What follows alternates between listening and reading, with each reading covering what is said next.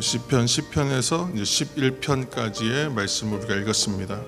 시편 11편은 다윗의 이제 지혜시이죠. 이제 하나의 형식들을 이제 하나씩 이렇게 우리가 좀 한 번씩 보고 있는 건데, 다윗이 그 대표적인 고백이 있는데, 하나님의 눈은 우리의 인생을 통촉하시고 하나님의 안목이 사람들을 감찰하신다. 감찰한다라는 표현이 좀 이렇게 주목할 만한 표현이에요. 그래서 영어로 하면 watch over 한다는 거예요. 위에서 이렇게 내려다 보신다. 그러니까 하나님께서 이렇게 지켜보신다는 거죠. 그러니까 이거는 두 가지의 측면이 있잖아요. 하나님의 이렇게 바라보시는 게 두려운 사람들에게는 두려운 하나님이고요. 하나님께서 나를 사랑으로 지켜보신다고 생각하는 사람에게는 나를 사랑하시는 하나님인 거예요. 그러니까 하나님께서 watch over, 나를 감찰하신다는 것이 그런 두 가지 속성으로 다가오는데, 나에게 하나님이 나를 감찰하신다 그러면 어떻게 다가오는가, 내 신앙의 상태를 점검할 때에 또 그렇게 비추어 보는 것도 좋습니다. 우리가 이제 거듭 얘기해 오지만 다윗의 인생은 많은 위협과 위험 속에 있었죠. 그러나 그 중심이 무너지지는 않았다. 중심이 무너지지 않았다. 우리가 잘 썼던 표현으로는 세상의 일들과 어떤 문제 앞에 자신의 마음을 내어주는이 없었다. 마음을 잘 간직하고 유지했다는 거죠. 끝까지 하나님 앞에서 삶을 포기하지 않았기 때문에 그 인생이 복된 인생이요, 의로운 인생이었고, 하나님 앞에서 살았던 그 인생 때문에 다윗이 위대한 인물이라고 지금도 우리가 칭송을 받는 것입니다. 근데 그 무너지지 않을 수 있었던 비결은 뭘까? 바로 이전에 우리가 욥기를 통해서도 발견해 온 것인데, 결국은 뭐냐? 수많은 고난과 고통 중에서도 하나님이 늘 동행하시는 것을 알고 있었다는 거예요. 그러니까 그 하나님을 발견한다는 것은 하나님과의 교제함이 계속 끊어지지 않았다는 것이고, 그 얘기를 달리하면 기도했다는 얘기예요. 그렇죠? 그러니까 내가 조금 상태가 좋고 뭐 잘 된다고 해서 하나님 앞에서 경건 생활하는 것, 뭐 기도하는 생활, 예배하는 생활 등한시하기 시작하면 하나님과 교제가 끊어져요. 그러니까 지금 그 인간이라는 한자 말 자체가 관계를 가지고 있는 존재라는 뜻이잖아요. 그러니까 모든 사람들은 관계가 중요해요. 모든 사람들에게는 그 질서 자체가 관계가 중요한데, 우리가 신앙에서 가장 중요하게 보는 것은 하나님과 사람과의 관계를 말하는 것이잖아요. 그러니까 이 관계를 어떻게 유지하고 이 관계성을 깊이 가져갈 것인가가 신앙의 싸움의 어떤 본질인데, 내가 지금 인생이 좀 잘 풀리고 내 마음대로 되고 뭔가 마음에 드는 것이 있다고 해서 본질적인 하나님과의 관계가 무너지기 시작하면 그것은 정말 사상누각이다. 금세 없어지고 마는 것이라는 거예요. 그런데 어려움 속에서도 불구하고 기도하는 생활, 하나님과의 관계를 맺는 것들에 대해서 포기하지 않고 거기서 매달리고 거기서 승부를 봤던 인생이 바로 대표적으로 다윗이고, 불평하고 원망하더라도 하나님 앞에서 불평했던 사람이 욥으로 보는 거예요. 그래서 이러한 인물들의 삶은 우리에게 시사하는 바가 있다는 것입니다. 그래서 이처럼 하나님께서 watch over, 살피신다, 달리 말하면 돌보신다라고도 할 수 있어요. 그래서 하나님께서 자신을 돌보고 계신다. 아빠가 나를 지켜보고 있어. 그러니까 이렇게 생각하는 사람들은 믿음이 흔들리지 않는다. 흔들리더라도 그 앞에서만 흔들리는 거예요. 그래서 다시 자기 자리로 돌아갈 수 있다.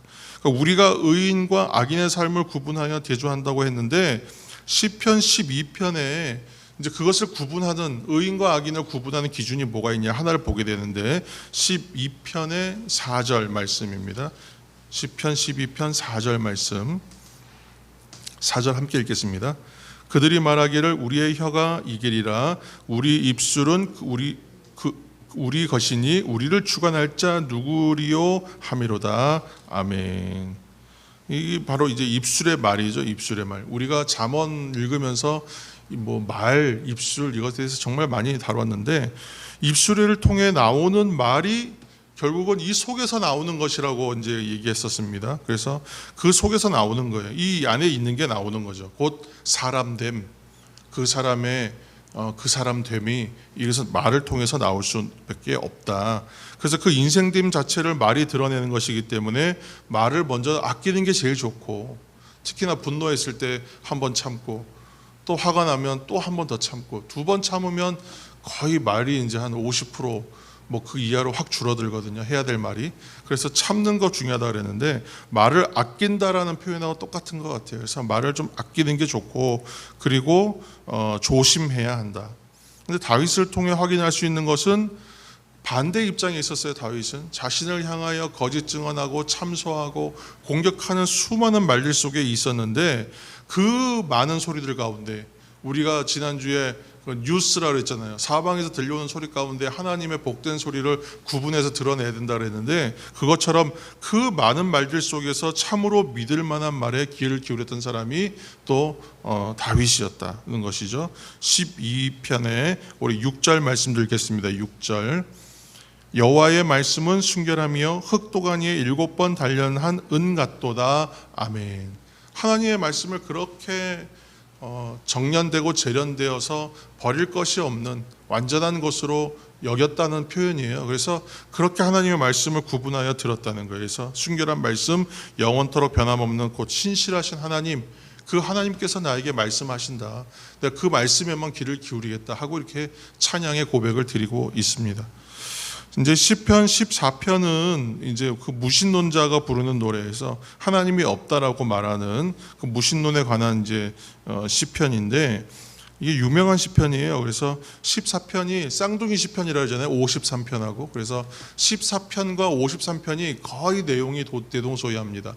몇 절만 빼고. 근데 이제 이렇게 이 말씀이 여기만 나오느냐? 그렇지가 않아요. 신약 성경으로 가면 로마서 3장 10절에서 12절 말씀이 똑같이 석절 정도가 똑같이 인용돼서 써요. 그러니까 이것은 성경에서 3번 지금 인용된 거예요. 그렇죠? 그렇게 따지면 제가 항상 얘기하잖아요. 성경에서 반복된다는 건 뭐예요? 분명히 이루어진다, 중요하다, 또 속히 이루어질 것이다, 그런 뜻이라고 했는데 성경에서 그러면 3번 반복되면 여러분 어떤 의미일까요? 특별히 더 중요하다는 뜻이지 않겠습니까? 그래서 그런 의미에서 시편 14편은 좀 우리가 좀 눈여겨서 읽어야 되는 시편입니다. 그래서 이 무신론, 하나님이 없다라고 말하는 것에 대해서 반증하려고 하면 우리가 자꾸 변증을 하려고 그래요. 말로 그것을 논리로 제압하려고. 그래서 그 진화론 얘기 나오면 창조론으로 대응하려고 그러고 그렇게 하는데 그런 것은 저는 좀 지양해야 되는 바다. 지양해야 돼. 그러니까 지양하는 게 아니라 지양해야 된다. 좀 그렇게 하는 것은 그닥 추천하고 싶지 않은 방법이다. 오히려 무신론에 대해서 가장 강력한 반론이자 변증은 우리가 하나님을 의지하고 살아계신 하나님께 소망을 두고 어려움과 역경이 있어도 이겨내며 살아가는 사람들로서의 삶, 그리스도인들, 성도된 삶을 보여주는 것이 더 강력한 변증이라고 생각합니다. 그래서 14장 7절 말씀 우리가 한 절 읽겠습니다. 14장 7절입니다. 이스라엘의 구원이 시온에서 나오기를 원하도다. 여호와께서 그의 백성을 포로된 곳에서 돌이키실 때에 야곱이 즐거워하고 이스라엘이 기뻐하리로다. 아멘.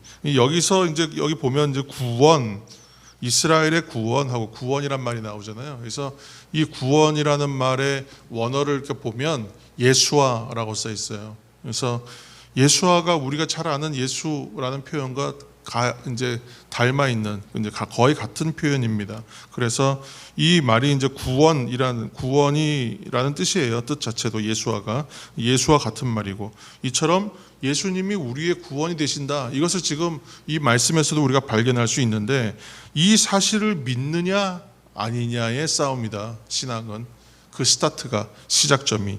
그래서 예수님이 우리의 구원이 되신다. 이 사실을 믿는 사람들의 삶, 하나님 백성의 삶 자체가 바로 무신론에 대한 가장 강력하고 정확한 반증이다 이런 거예요. 그래서 기독교 우리 역사를 보세요. 그러면 수많은 성도들이 그 초대교회 성도들이 그 원형 경기장에서 찢기고 한 유명한 사건들 아니더라도 신앙의 이 세대들이 살아오면서 얼마나 많은 고난과 역경 속에서 신앙을 지켜왔는지에 대한 얘기는 너무나 많지 않습니까?